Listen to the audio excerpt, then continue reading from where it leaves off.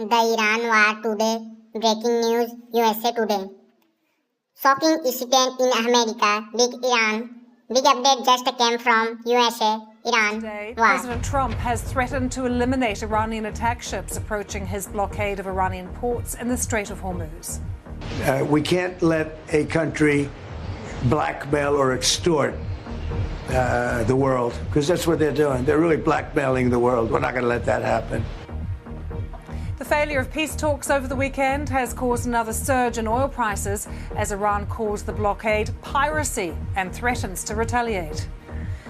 The Israeli Prime Minister says he supports President Trump's blockade. Officials from Israel and Lebanon preparing to hold direct talks in Washington.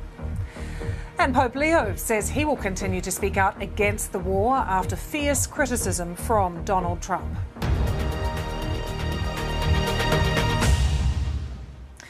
A US blockade of the Iranian coastline has come into force after the failure of peace talks between the US and Iran at the weekend.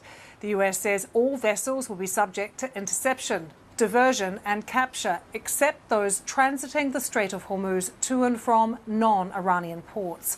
The strait, to remind you, is a critical shipping route through which roughly 20% of the world's oil and natural liquefied gas is transported, as well as other key goods such as jet fuel and fertilizer.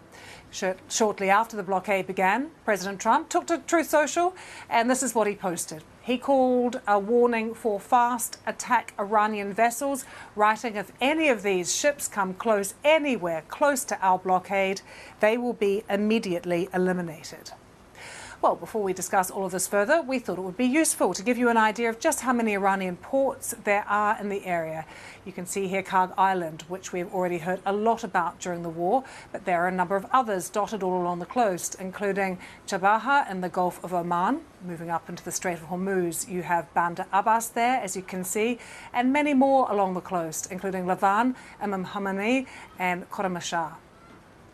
Well, President Trump was asked about the blockade a short time ago. Let's have a listen. Mr. President, as far as the naval blockade is concerned, what's the end game? Is it to force Iran back to the negotiating table? Is it to open up the strait so that gas prices ultimately come down? Maybe everything. I mean, both of those things, certainly, and more.